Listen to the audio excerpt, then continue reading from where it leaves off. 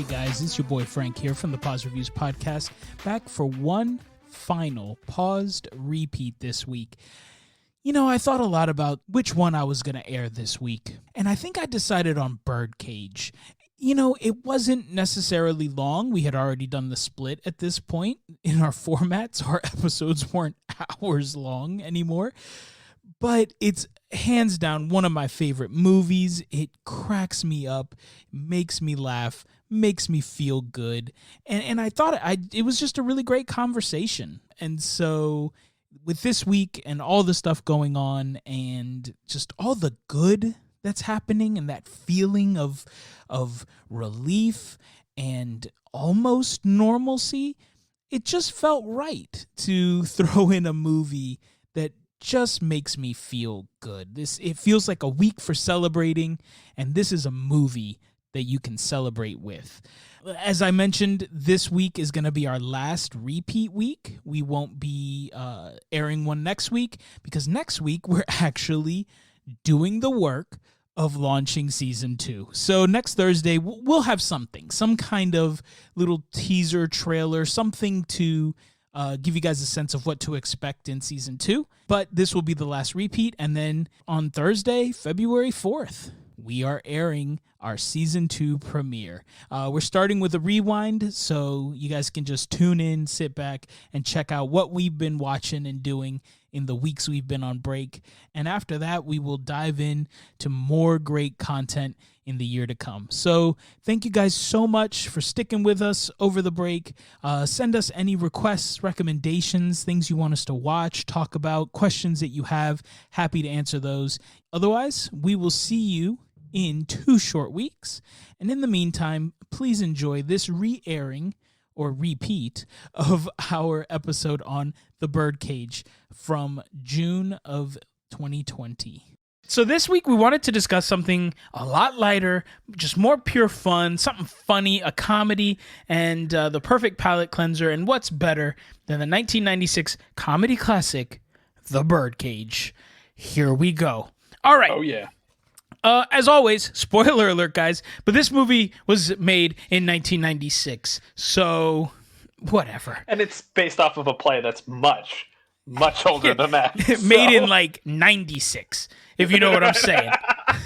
So we're going to talk about it. Spoiler alert. Boom, there it is. Where can you watch this? Birdcage currently available for free on Prime Video. I think we said that at the end of the last episode, but as a quick reminder now, if you haven't seen it yet, that's where you can watch it. It was released in 1996, as I said, directed by the late, great Mike Nichols. Mike Nichols, he was a real big deal in like the 70s, the 80s, even into the early to mid 90s. And a few that sort of trickled into the zeros, into the aughts. Mike Nichols directed Who's Afraid of Virginia Woolf, The Graduate, Biloxi Blues, Working Girl, and Charlie Wilson's War. I actually think Charlie Wilson's War might have been his last film. He passed away, I think, in 2014. Definitely someone that you've seen his work before. It was written by Elaine May. She wrote the screenplay. She also wrote things like Heaven Can Wait and Primary Colors. And it is based, as Tim mentioned, it's based on the original play La Cage aux Folles. I don't know. I'm going with that. And, and which is from 1973, not 1793. Right. So we'll amend our much older. So based on that play by John Poret? Yeah, I'm going to go with that too. Sure. Okay, The Birdcage. I'm losing my theater cred over this. This is bad. Dude, whatever. It's not theater cred. It's French, man. I don't speak French. All right, so The Birdcage was made on a budget of $31 million, had a worldwide gross of $185 million, so a massive success for a comedy in 1996. Cast, everyone.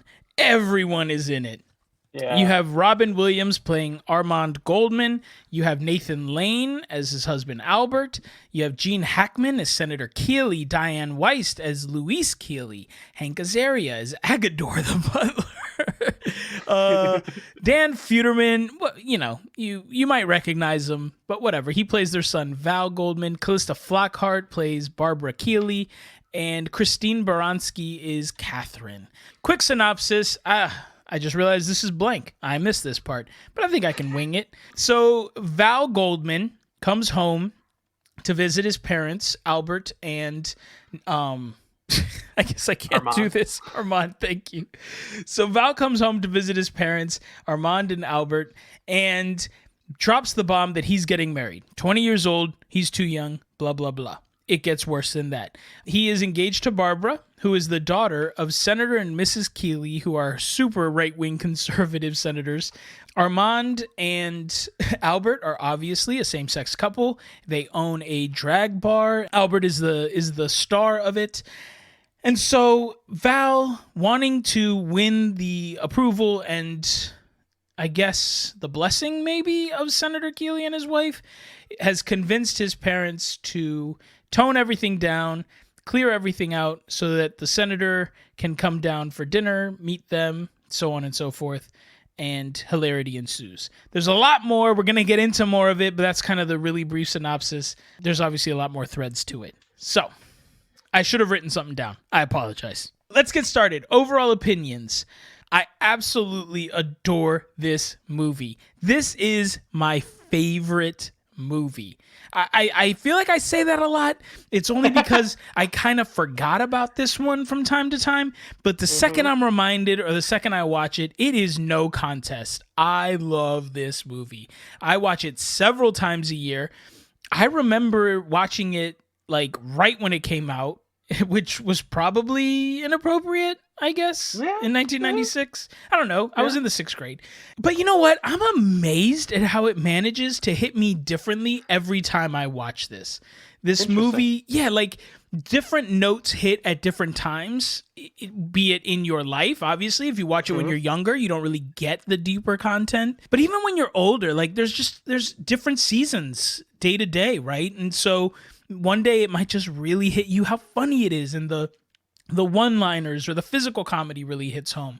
Another day, some of the deeper caricatures or whatever might hit a little bit better, or something just might be, I don't know, a little more pertinent to your day that day. It doesn't matter. There's so much in this and so many ways that the comedy kind of attacks you that it can always sort of ding in a different way.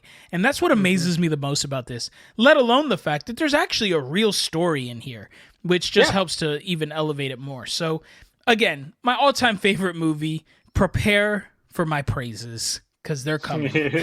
What about you, Tim? What'd you think? Yeah, I mean, I can't really say how many times I've seen this all the way through, because it's definitely one of those movies where I've tuned in at different points. I know I've seen it start to finish at least once, but I feel like it's one of those movies where I've caught a lot of times, whether it was on HBO or something like that. Right.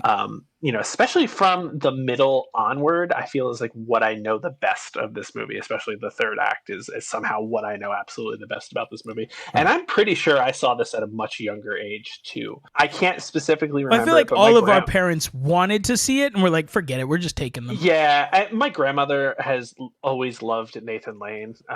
Like Mouse Hunt is one of her all-time favorite movies. That's awesome. So she and producers obviously, she's just always kind of loved Nathan Lane. So, and Robin Williams too is another huge favorite of hers. So I mean, this is right up there. So I mean, it's so good on so many levels. And then when you get into movies and just pop culture, I mean, you cannot go wrong with Hank Azaria ever. He's brilliant in this.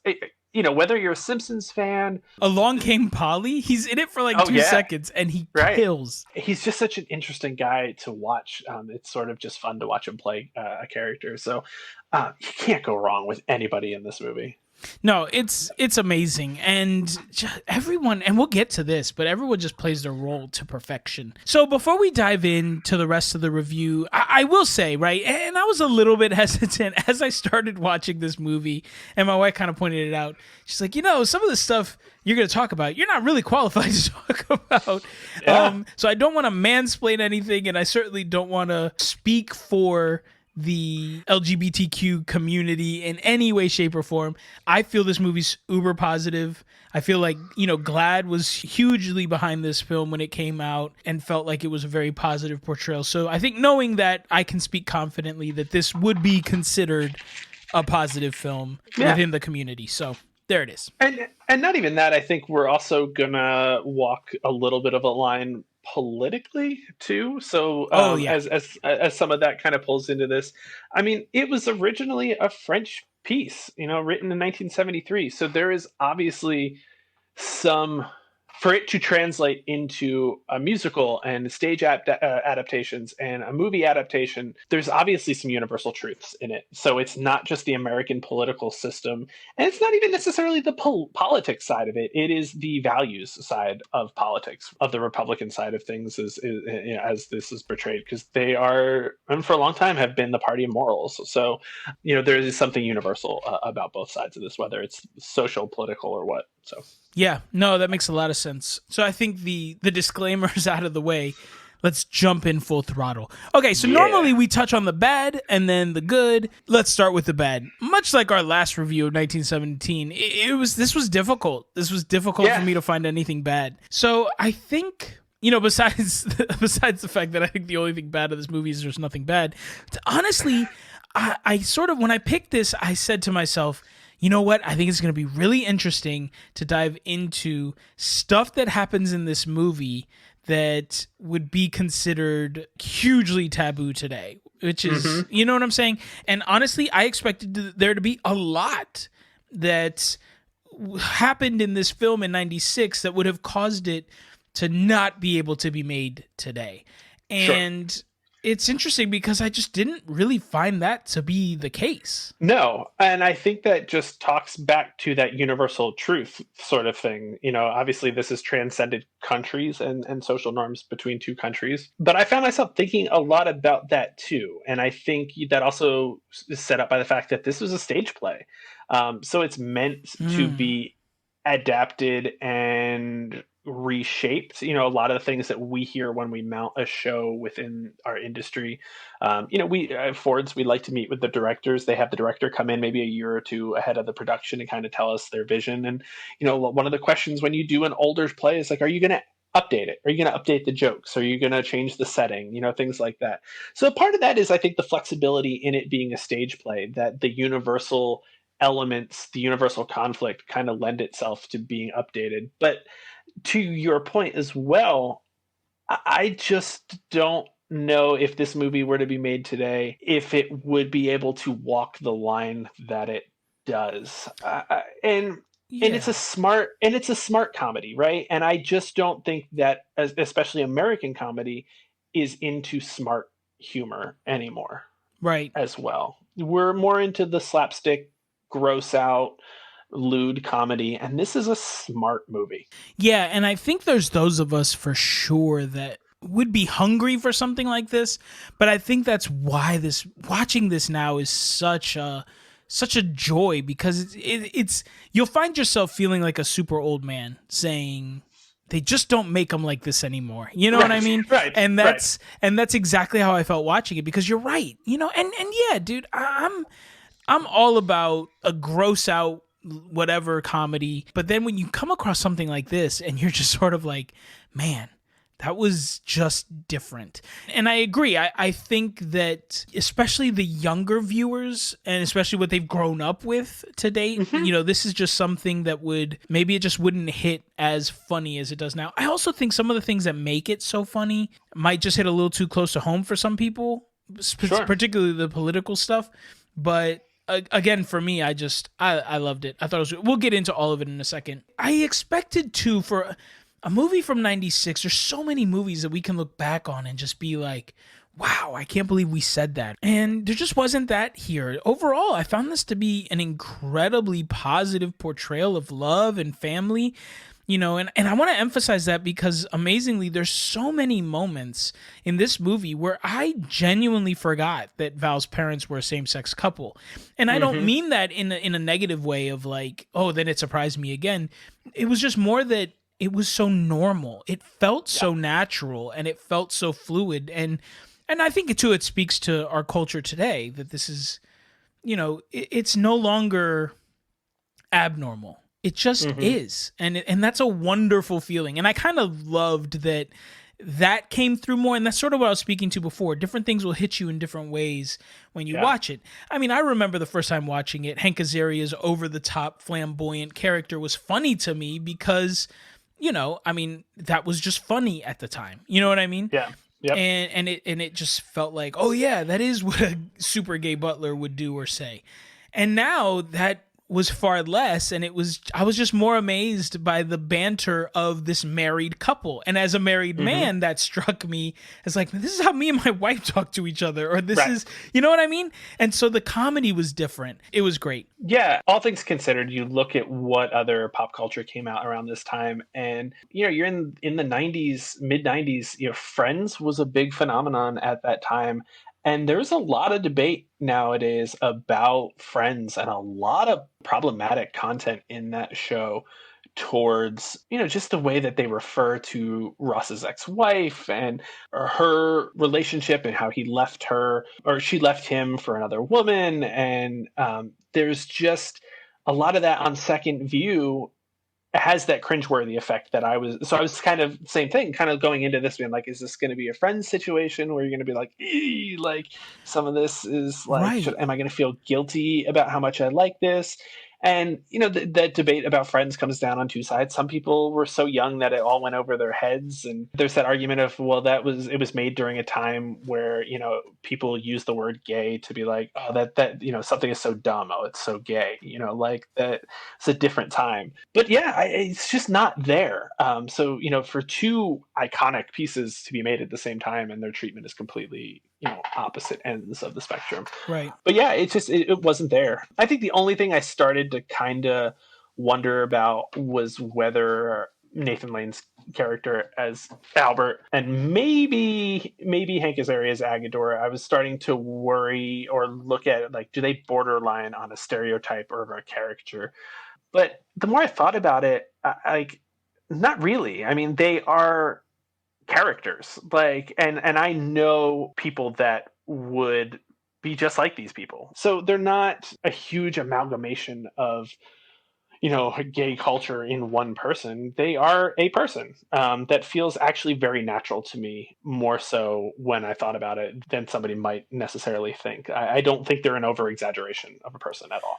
Right. And I think what it really does is just sort of say, you know, like the brush paints in many colors, you know what I mean? And so, yeah, you know, I had the same thought, especially with the portrayal of Albert as basically a woman versus a gay man, right? And I thought that was going to bother me a little bit just because I'm never a huge fan of automatically stereotyping same-sex couples in film as these overly flamboyant, you know, people. Like, you are being overly effeminate. Like, you can be hyper masculine and just prefer men.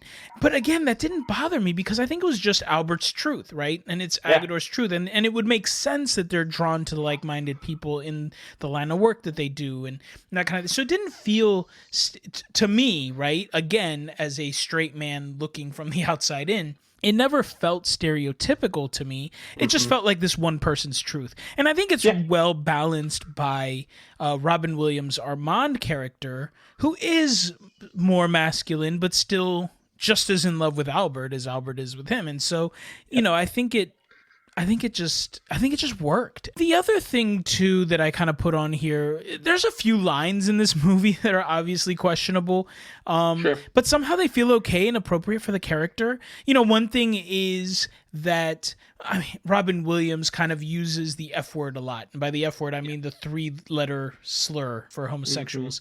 But in the context of his character, and especially in the context that he's using it, it feels okay. The Keeleys say some awful things, but in terms of the characters that they're playing, like, they're also okay. I can see conservatives speaking to that. I can see conservatives getting pissed off today about how they're being represented by the Senator and Mrs. Keeley characters. You know, but I find it to be on point and hilarious. And, yeah, absolutely. Right? And you have to remember, too, we see these characters truly through the lens of the Goldmans, through Val and through Armand and through Albert. And so the way that they're being portrayed makes sense because the Goldmans are our heroes, and so that's who we're supposed to relate to, and so we're viewing everyone through their lens. But with that being said, all the crazy stuff that even the Keeleys say or do, while perfectly ridiculous, you never see them as villainous, right? Like they don't come across as mean-spirited, gross, or anything else. Naive, maybe, uninformed, maybe, but they also are very lovable and relatable characters, and you genuinely look forward to seeing them on screen again. So even in their portrayal of that person, right, that hyper right-wing conservative, they're still enjoyable and not cringy or anything like that. They just add to the comedy, they add dimensionality, and they add conflict that we need when we're sitting there to watch this movie. Yeah, and I think that kind of goes back to what we were saying earlier about, updating this movie, like making this movie today. I don't know that naivete or uninformed kind of point of view can exist in 2020. It works well because in 96 gay culture, not everybody knew a gay family or even a gay person. It was much more of a I guess a taboo kind of thing, but it wasn't something that people, especially maybe in politics, had a direct connection to. It's not somebody they interacted with. And I don't know if you played it today. I don't know that it would play more as misinformed and closed-minded and maybe evil-spirited. Agreed. It is going to come off. They can play it off as naive because it's just not something they are familiar with. I think that's an amazing point, and I agree completely because even in the third act, the big reveal comes with this great payoff from Gene Hackman's Senator Keeley character, where he's just dumbfounded and confused, and he doesn't understand.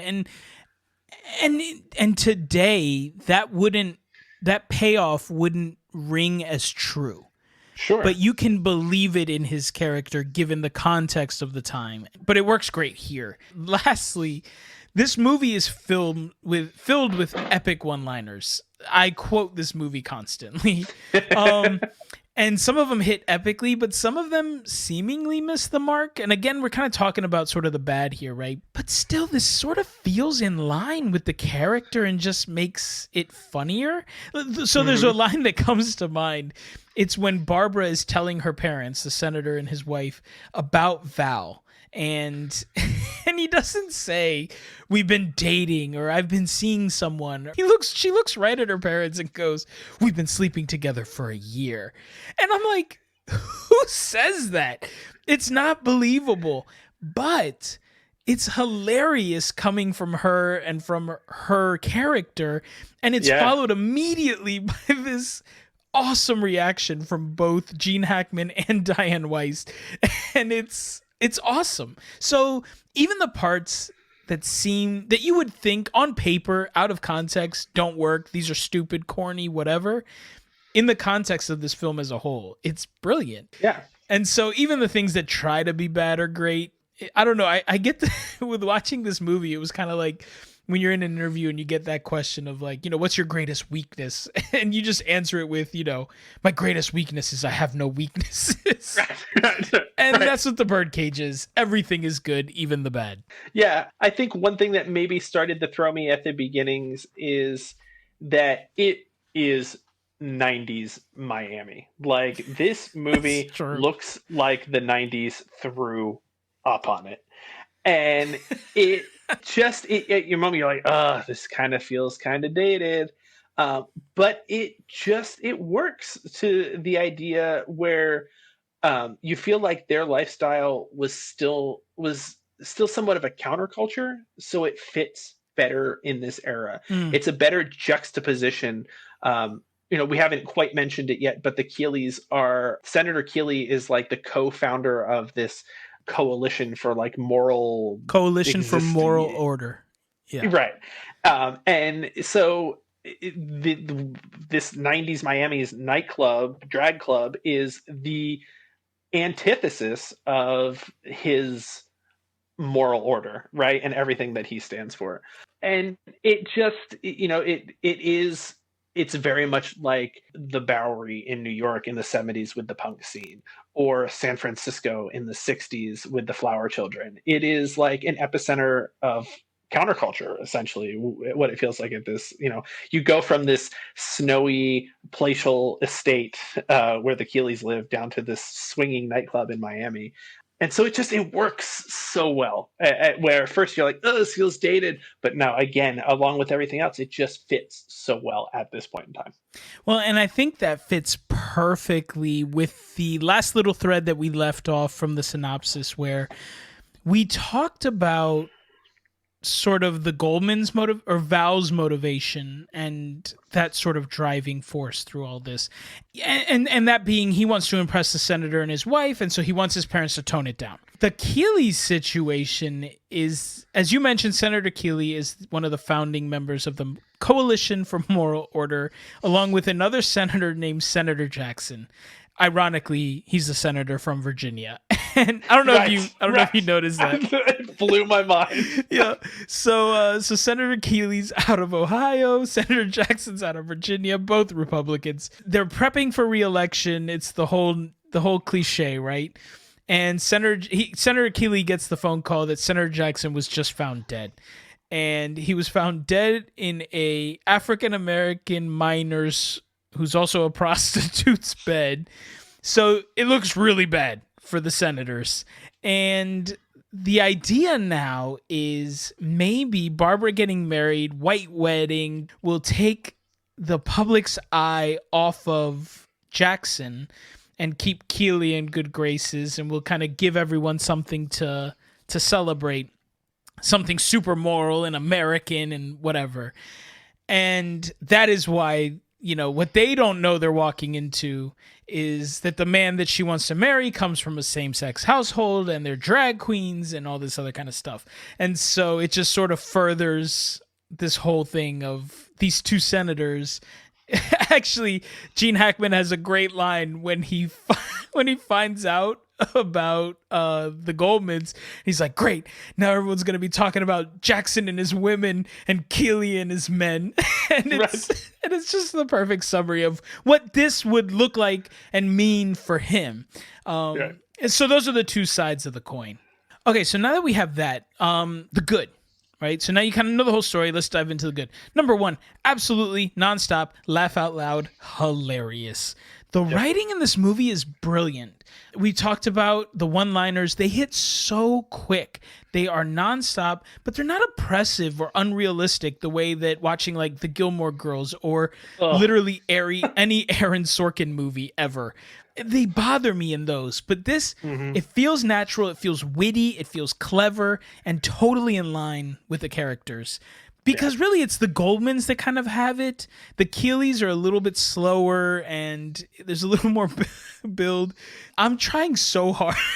As I talk about the movie, I just remember lines. And that's the thing about this movie. You will remember these lines forever. You'll think about them. Maybe you won't quote them, but something will happen and you'll think about it. And I was really worried about this movie and reviewing it because I could see the vortex. I could see the black hole of me just falling into like just regurgitating the lines and the funny bits and the scenes, and I really didn't want to do that. So yes, it's quick and it's sharp one-liners, but like I said, not oppressive, not annoying. It feels very natural and it fits the characters. The first few times I saw this movie, and this, I talked about this a little bit, there's so much depth to this. And there's depth in a lot of ways. There's depth to the comedy straight up because, like I said, different elements of the movie will hit you differently. But it's also, and we'll get to this in a second, it's also just, there's a deeper story in there too. And so maybe you're just relating to that. I think when I first saw it, I really just was enjoying the surface level comedy, right? The colorful, over the top characters we talked about, Nathan Lane and Hank Azaria. Hank Azaria straight up almost killed me the first time that I watched this movie. And it's because, I don't know, I saw my mother in him. I saw some of our friends. His whole, I have said the words, "Come on, Gloria," many, many times in my life. Like if someone sends me to the room, it's like, Frank, can you please just get that? I'll just like grab a fake boombox and be like, come on, Gloria, and just leave the room. It kills me. That's there. And if that's what you're looking for, you're gonna get it. I mean, it's what is ultimately really testament to this is Robin Williams playing, no pun intended, the straight man. I mean, right. The comedic timing straight man. Yeah. There are two actors that just have this level of intensity being in Hank Azaria and Nathan Lane that Robin Williams doesn't need to be Robin Williams. You know, he doesn't need to be the genie. He doesn't need to be Mrs. Doubtfire. He is just, you know, for a lot of people are like, oh, I need to see him play a serious role. For a lot of this movie, this is a serious part for him. Yes. Yes. And he has those moments. I think there's one where they're popping champagne for cocktails, and he's so on edge about the way this dinner party is going. When the champagne pops, he screams and just kind of loses it. The screams in this kill me. Yeah, absolutely. I love a good scream. It is just brilliant. It's not often when Robin Williams is in a movie that he is overshadowed, and not even over, it's not overshadowed, kind of implies a negative thing, but he is just he's not the focal point of this movie. Yeah. Right. And I totally, so I actually have a note later on where I say one of the real positives of this, I love Robin Williams, but he annoys me to death in a lot of what he does, right? Because he's so you ever watch an interview with him, you know, where he takes over and he's so out there, you know, and it just never stops. He just runs. Now, to be fair, you got to be careful because you are talking about my family. Who? Robin Williams? Yeah. You're related to Robin Williams? So, my wife, her aunt, was Robin Williams' most recent wife. Really? Yes. Your wife's aunt was married to Robin Williams? Yes, she is his widow. That's wild, dude. So when we were getting married, they don't necessarily, they aren't like the keep in touch kind of family. They really haven't seen each other in a few years. You mean your wife and her aunt? Yeah, and the sisters, Carissa's mom and aunt. I was all about inviting him to the wedding. Just to say that we could invite him to our wedding, just to say, you know, Carissa's aunt and Robin Williams. And she went to their wedding. She had met him once, I believe. And so devastated when he passed away that we wouldn't be able to, because he passed away about a year or two before our wedding. But yeah, that is an odd family connection. So. Dude, that's a trip. Well, I still hold fast that he annoys me half to death. Absolutely. Dude, that is so wild. Yeah. Totally. Okay, so but what you're saying is there's a few shining moments where he just sort of brings this different person, and 100%. And for this, he fully embraces his role in this, because without him doing that, this movie doesn't work. Correct. You can't have everyone on a 10. But exactly like you're saying, to see him being the grounding element of these characters is so contrary to what you'd expect that it makes it even funnier. When he's sort of calming everyone else down, it absolutely kills me. When him and Nathan Lane are having these, I say she because in the movie he refers to his character as she, so it's just instinctive. But when Albert is having his blow up, over the top, freak out moments, and you see Robin Williams calm, cool, and collected, like trying to be the voice of reason, it's just like, what is happening? It is so funny. Yeah. Just to that, it's perfectly cast, and it's brilliant to say, look, we're gonna have Nathan Lane go off the rails. We want you to like you said, be the straight man in the comedy duo, and it's perfection because it's unexpected. It's not what you would expect. So yes, if that's all you're looking for, you're absolutely gonna get it. But what I really wanted to focus on in this episode is what really started to sort of hit me this most recent time I was watching it, which is, as I've gotten older and I've watched it so many times, I started to really appreciate how complex the characters are written and how beautiful and heart-wrenchingly just how heart-wrenching the story really is. It hit home differently for me this time, to the point where, as before I watched it, just the other day, I was starting to get worried. I was like, I'm not going to have anything to talk about. And then as I watched it, like I said, it just struck me differently and I was amazed. So while the flash of these characters is what strikes you at first, this movie is really an exploration of the characters themselves. And it's a story about a father who's fought for 20 years to find and be himself, to be comfortable in his own skin, but yet a father who will do anything for his son, right? It's like self-love versus the love for his son. It's that innate tension that sort of drives the conflict in this movie.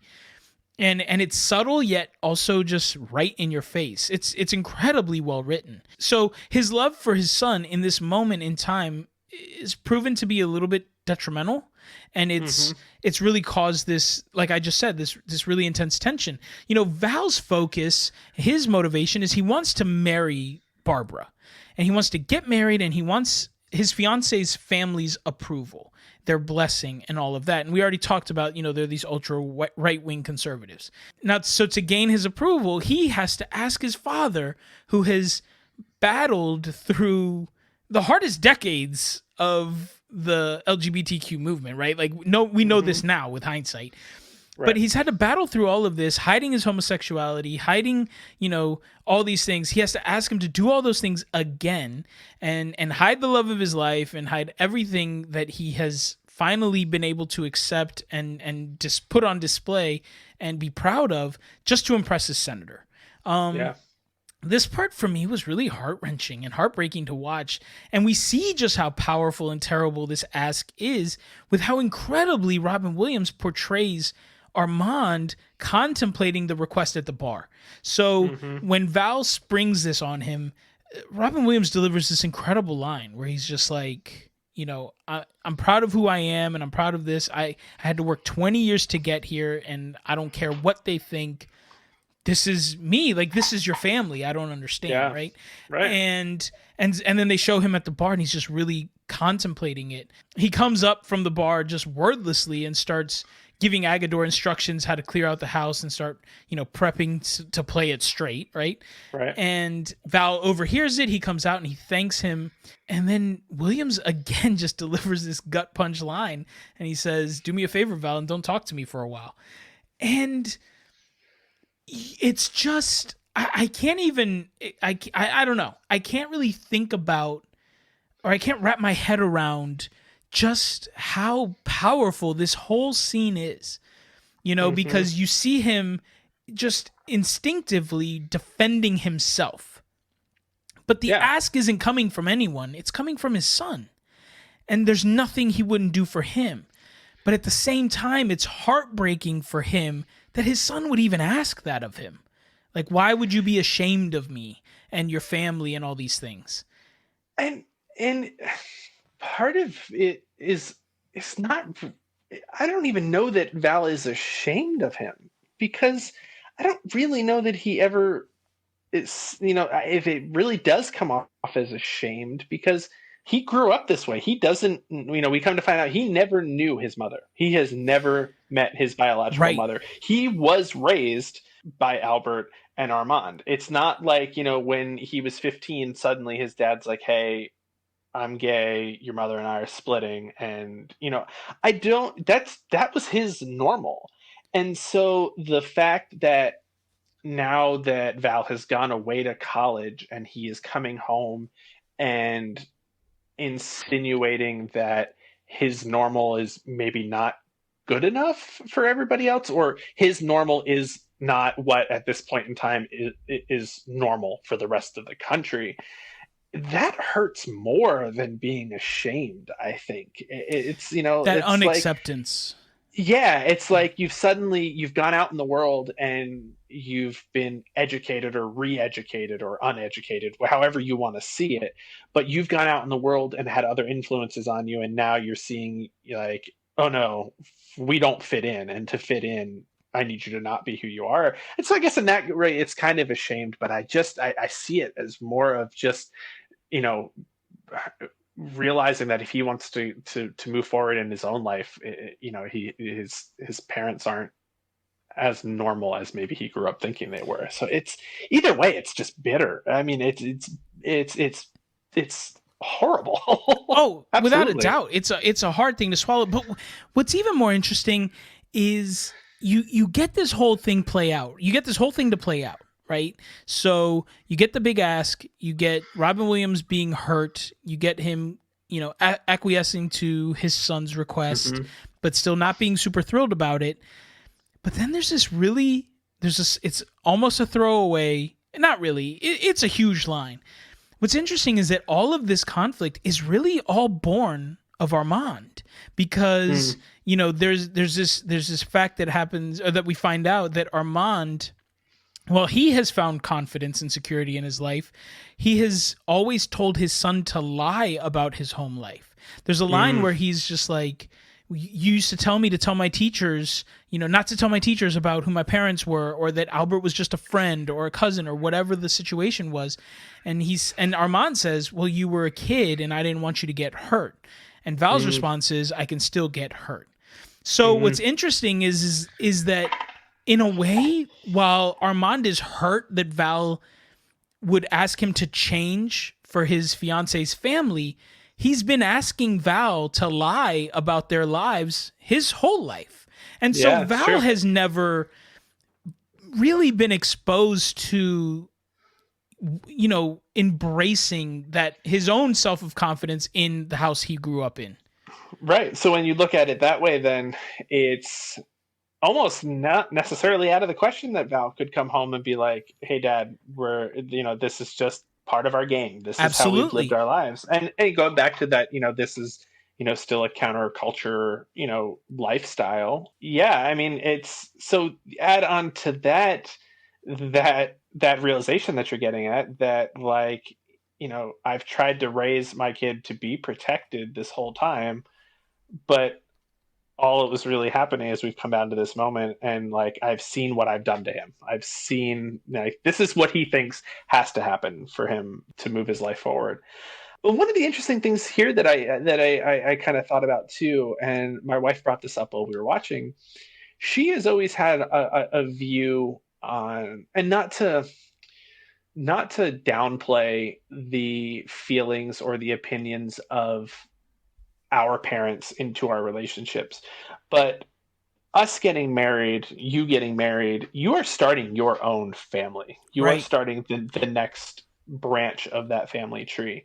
And not that our parents' approval is unimportant, but I think the idea of that approval is sort of not a necessary thing anymore per se, Right. because you can't help who you fall in love with regardless. It's like, oh, he falls in love with her, and then, oh, your parents are ultra conservative, they claim the moral high ground, we can't get married, sort of thing. All of this to say, there is just so much weight on Armand, as he realizes, comes to grips with what he has trained his son to do, but also that this idea that really he doesn't, whether his son has his approval or not, he's going to get married and they're going to start their own family tree. And there's just so much, he can fight it, but in the end, his son's going to do him, right? He's going to Yeah. do his own thing. I mean, you would think, but the movie actually opens up with a line about that, right? So when Val comes in for the first time, we haven't even found out the situation with the Keeleys or any of that. We're simply talking about the idea of Armand's 20-year-old son getting married. So Val comes in and he says, I met someone, I'm getting married. What do you think? Do I have your blessing? That sort of thing. And Armand's response is, does it even matter? That's his response. He says, does it even matter? Right. And Val says, of course it does, Pop. I want you to tell me it's okay. So Yeah. at some point, right, like we all seek the approval of our fathers, of our mothers, of all that kind of stuff. We want to know that you like the person I've chosen and that sort of thing. Because yes, you are branching off, right? The whole idea of leave and cleave, right? But there's still that transition moment. Yeah. I'm going to leave. I want to know that you like the person that I'm going to start the next branch with. There's still that moment. That's the approval we're seeking is, are you behind this transition or this new step? And that's what he's seeking out. And again, all of this is in there, right? Yeah. We can relate to Right. all of this. And that's sort of what I was speaking to before. It doesn't matter for a moment, right? Because it very Right. much matters, the fact that they're a same-sex couple, and that it drives a lot of this movie, and it's a very important dynamic. But there are moments here where it doesn't matter what your situation is. It doesn't matter that I'm a straight man or a heterosexual man or whatever it is. You know, it doesn't matter that I'm Puerto Rican versus, you know, Caucasian, whatever the situation. We can all relate to the bones of this story, which is these moments, these really amazing moments. And it's these things that just elevate it even further. So you couple this struggle, right, between Armand battling with his disappointment of his son's ask versus all of a sudden him battling with his own disappointment in the fact that he has asked him to do this so many times in his life. And so he's just borne this problem on himself. And all of that, all of this always has resulted in Albert. Like you said, Val has no mother. He has Albert. Albert is his other parent. Albert in the movie is his mother, right? Yep. And so and again, I say that because that's how they have identified the character, not that I am identifying him that way. But yet Albert is his entire 20 years of raising and loving this family, he's been constantly cast aside. And he's been in a constant battle to be fully accepted as husband and father to Val. Husband to Armand and father to Val, because he's constantly being thrown away. And now here he finds himself again at the next biggest moment in Val's life, again being cast out, because as the plot has unveiled, they've decided that that Albert is too feminine, can't pass as straight, and obviously can't supposedly pass as a woman. So Albert's got to go, and we're just going to do this with just Armand. Or as the plot unfolds, we're going to bring in his biological mother, Catherine, to play the mother. So it's just, there's a lot of depth happening here. Yeah. And as we walk through this, you just can't help but think back to the opening sequence with Albert, and, you know, he's throwing this, what on the surface, going back to that surface comedy, appears to be a diva tantrum. Right. It is just purely a diva tantrum. Yes. He wants, you know, he's going to get on stage in costume as Starina. Yeah, as Starina, the star of this show, and she's gonna strut her stuff and get the adoration of her fans, and she's got this comedy bit intertwined to these music, and, you know, everything's going to be fine when she gets on stage. It's just that, you know, I'm in my trailer and I'm going to throw a fit kind of situation. It's really not. Right. When you get deeper into this, that fit is borne out in years of borderline problems. neglect. Exactly. Yeah. And it is, you know, you just evolve and it hits you. You're like, oh, so that whole thing that happened at the beginning, that there's reason for this. Like, that's exactly right. Yeah, it is just so deep. And the way that story is told, you revisit that and you're like, oh, you know, because you're like, oh, just get on stage. You know, she's got reasons to walk out. Like, she's got reasons to believe that the bottle of white wine is for someone else that Armand is seeing on the side. Like, because she's done everything with him for 20 years and doesn't feel, you know, he doesn't love her the way that she needs to be loved. Right. Doesn't mean he doesn't love her. He just doesn't love her the way that she needs to receive it. No, that's absolutely right. And it's the depth, and that's what I'm talking about, right? You watch this once, you get the surface level comedy. You watch it a couple times, and suddenly nuanced elements start to creep up, and they're funny, but they're also powerful. And I think it's that for a comedy like this to have such a strong foundation and so much depth just elevates this entire movie to something much more than either piece could have been alone, right? Yeah. And arguably just makes it the best comedy ever made, because it's just it's massive. It's absolutely incredible how they do this. Okay, a couple of quick positive notes. The 3-act structure hits beautifully in this, right? You can It set your really watch. does. You set your watch to the major milestones that you would expect from a perfectly crafted script. The inciting incident hits right away. With the wedding and the upcoming wedding, and then the fact that they have to hide everything. Like, that sets us on our journey, right? And then the major conflicts and the increasing obstacles that the heroes have to face, right? We're getting rid of Albert, and then we're not, and then the mother, and then this, and then everything just keeps mounting and building and building. And it perfectly builds the conflict, the tension, the struggle, and the comedy. It all is born from this textbook structure. But most importantly, it's just comfortable. Watching the movie feels comfortable. There's really no surprises. That's not to say there aren't little twists and happy surprises, right? But there's nothing in here that makes you feel uncomfortable. It's just straight up good writing, and you're just gonna feel at home watching this play out. Like, it just makes sense in your soul. You know what I mean? Yep. I'm as you mentioned before, I'm just starting to feel the vortex in my head. I'm telling you, it is so much. I feel like we could do a whole episode of just you and I sitting and just rattling off Right. the best moments. Right. Okay, so with that in mind, the third act of this movie is a freaking masterclass of comedic writing. Yep. You have watched everything build and play out, and it comes to a perfect head when the Keeleys and the Goldmans clash at the dinner party. All these characters come together. Everything has changed. The set that was once lively and neon and impressive and beautiful is now their colorful South Beach apartment has become this creepy monastery of a home. There's such a good line. It is an absolute killer line to call it a monastery. Keeleys walk in and they're like, I love this house. It's so much less of a home and more of a... And Robin Williams is just, monastery. And there's a giant crucifix hanging on the wall. Oh my God, it's so good. And it's so beautiful too, because you've got, it looks absolute like a monastery. We use this place for reflection, and the chairs are creepy. Everything's creepy. It's lined with all these old books, and Mrs. Keeley she goes, "Oh, these old books are just so beautiful." And she picks them up, and it's like the whole first print edition of Nancy Drew. It's just it is so beautifully absurd. You have the whole set.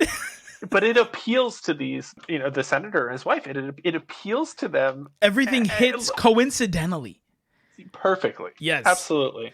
But again, right? But there's even a little bit more to this, because what has been lively and colorful, right? Suddenly it highlights the inward struggle of what has now become totally devoid of that color and just that tension of what the Goldmans are fighting. Because there's even a great part, right? So Albert he's going to try to play it straight. He gets dressed up in a suit, but when he crosses his legs, his socks, it's like bright pink tights. And so he's in black and white, and then these bright pink tights, and he's like, no makeup, no jewelry, nothing. But he's like, one does need a hint of color. and so it's again, like, under the surface, there is this just eruption of life and color and beauty just wanting to come out, but they are containing it all. And in the house is the same. We've seen for 2 acts, we've seen this house sunny and gorgeous and colorful and beautiful, and now it is drab and brown and gray. But what is underneath, and it's going to come bursting through, and it just innately builds that sense of tension. You don't even know where it's coming from, but it also heightens the comedy, because every line, every moment hits harder because of that on your seat sort of feeling. Well, and it's that next line that Albert has in that scene where, they call him out on the pink tights. He goes, so it really is when it's something to the effect of, so in trying to play it straight, you see just how gay I really am. Right. Yeah, he's even more noticeable.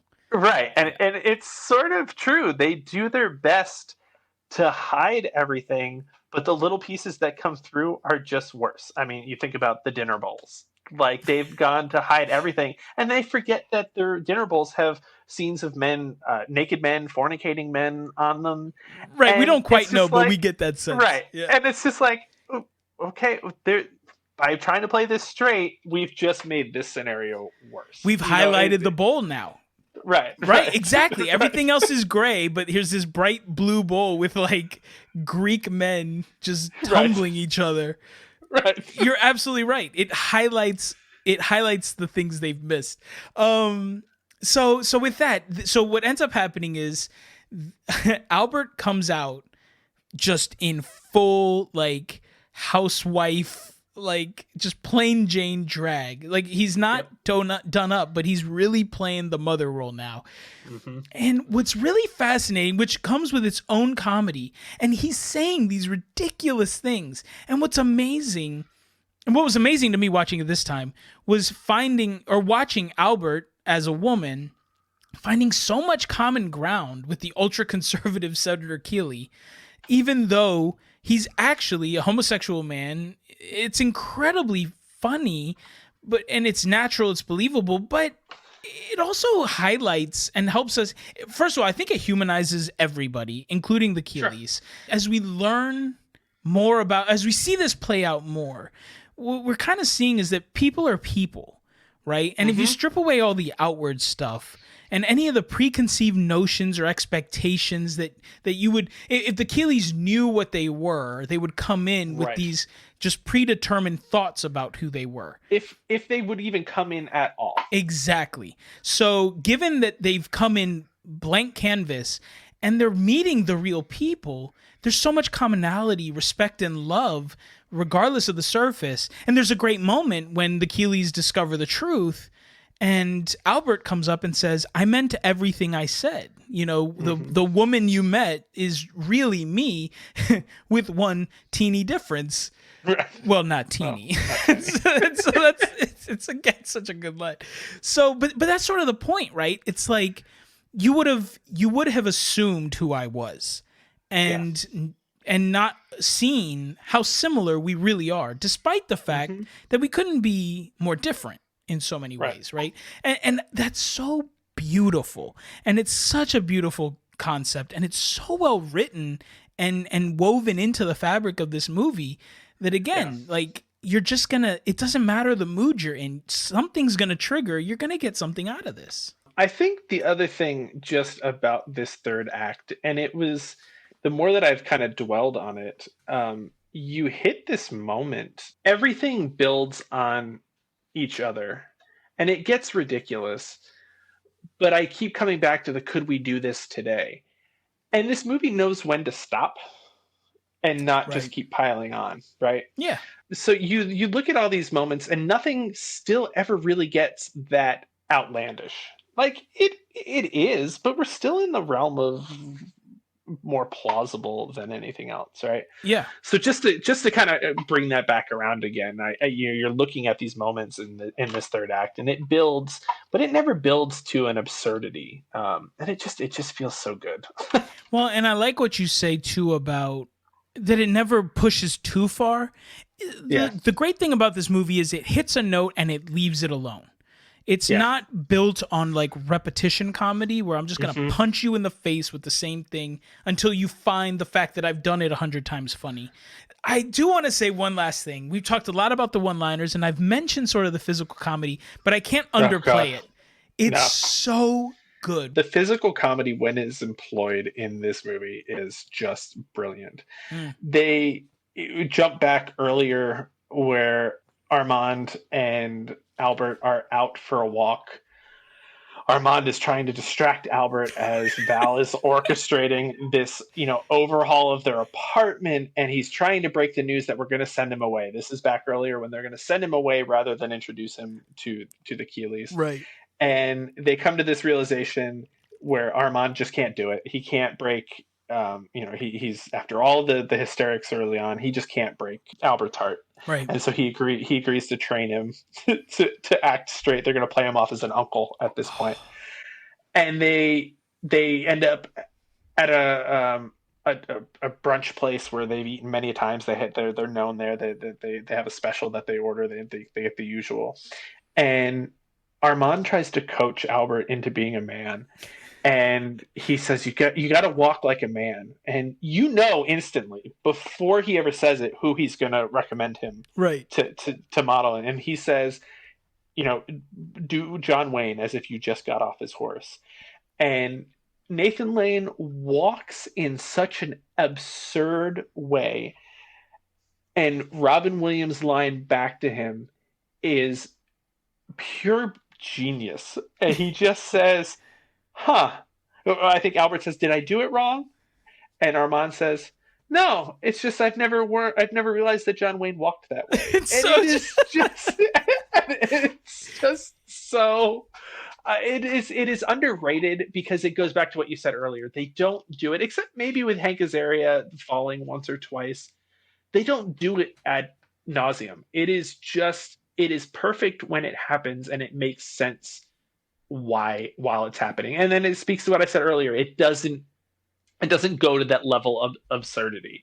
And when the movie reaches that level of absurdity, I think where Christine Baranski comes in and she's like, no, I'm the mother. And they have this beat where they're like, how are we going to play this off? And then Val just says, no, we're done. It's a great moment.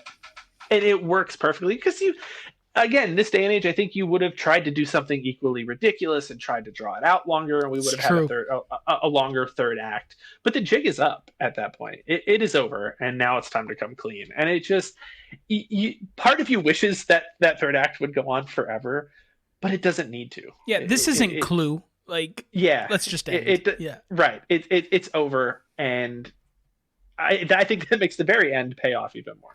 And I will say, I think you're absolutely spot on, and I'm hesitant to add any more because that was perfectly said. But I do want to point out that your line that you just mentioned, what I love about that scene too, it's so easy because Robin Williams is obviously a straight man in real life, and so it would seem like he's then channeling, right? He's lived his whole life as a homosexual man, and he is just as gay as Albert. So how is he the authority on how to act straight? And so there's these moments where he's like, yeah, be John Wayne. And so he does it, and he comes up and he's like, yeah, no, it's spot on. I just didn't realize it. There's another scene where he's teaching him how to shake hands and talk. He's like, yeah, crazy game, the Dolphins, 4th and 2, blah, blah, blah. And then Nathan Lane repeats it, and he says, was that right? And Robin Williams looks at me and goes, I just don't know. And so there's these great where it could have very easily been like unbelievable or not as believable, where you're saying, I don't know, how does he know to be so straight, right? Armand is not, but he doesn't. And it turns out he's not, because the whole handshake thing comes back to bite him later when he meets Senator Keeley, and he gives him the hardest handshake ever. And Senator Keeley calls him out on it. He was like, oh, that's some handshake. Right. Like, we don't shake hands like this. Right. I mean, it's so well crafted. And you're right. It knows exactly when to stop. It doesn't beat the dead horse, and it just says, and to speak to the ending, not only is it perfection to say, and we're done. It's almost like the entire cast goes, and scene, and like bows, and we're good. Yeah. But more than that too, it's also the culmination, right? Because Val, who has been the driving force behind all this change, suddenly when he has the chance to come up with another excuse, or he just says, you know what? This is my family. And the highlight for everything is, this is my father. He owns the club, right? And that's Armand's sense of pride. I've built this. Like, I'm proud of this. And then he turns to Albert. He says, and this is my mother, right? And this is the woman who had me. This is Catherine. But this is my mother. And that's all Albert wants. And Val finally has his moment where in public, to a stranger, to whoever, he says, this is who I am. This is who my family is. And so all the bows are tied perfectly, and it's such a great moment.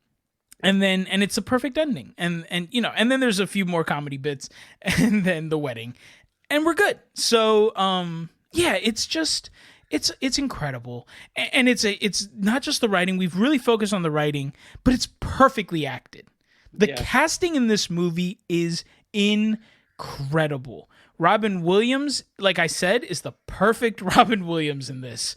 And Nathan Lane is perfection, hilarious, over the top, but also heartwarming all at once and a real driving force to this. Hank Azaria is a game changer. And Gene Hackman and Diane Weiss as Senator and Mrs. Keeley are absolute scene stealers. Yeah. And they're the control, right? Everything else is sort of, they're the gray that really makes the colors pop more. Absolutely. And everyone just takes their role on beautifully. I don't know. I don't know what else to say, man. What's final thoughts, ratings? The final juxtaposition in it for me is how they get, they all pull together in the end, right? Mm-hmm. To get the Keeleys out of this situation. And there's just something in that juxtaposition of they dress them all up, they sneak them right out the front door, right past all of the press that is gathered to catch the senator, in this terrible situation. And if he's caught in drag, it's even going to be worse than if he was just seen in the club. But you juxtapose that with Senator Keeley's way of escaping the press early in the movie, which was just to climb out the back window of his house. Right. There's just something about that. In the dead of winter, he's climbing out a back window. And later in the movie, they're going right out the front, dressed in drag. And it's just, despite everything, they learn something, I think, from each other. And they all end up benefiting to some degree. But just that juxtaposition, that final juxtaposition of just seeing where this man was early in the movie, climbing out of a window, to now walking out into the crowd in drag. It's just so brilliant. It's a great moment. So what do you give it? It's got to be a 9 out of 10. Such a unique perspective with a movie like this that has legs and history as a stage play. And it moves like a stage play, what we would call in the theater industry as a living room play, because really it all just takes place in the living room. There's on stage I can see 1 or 2 sets, 3 sets, and it's not going to be a major set piece, right? It's actually a small cast if you're thinking about it stage wise, right? True. Yeah. And it's just it benefits so well from the writing getting so refined, over time, and then just the amazing acting. I don't know what would keep me from going 10 out of 10. Maybe it's just that feeling that maybe there is something we're missing. Again, speaking from where we are coming from, maybe there is something much more problematic about this that we don't realize. I don't think it's there. Right.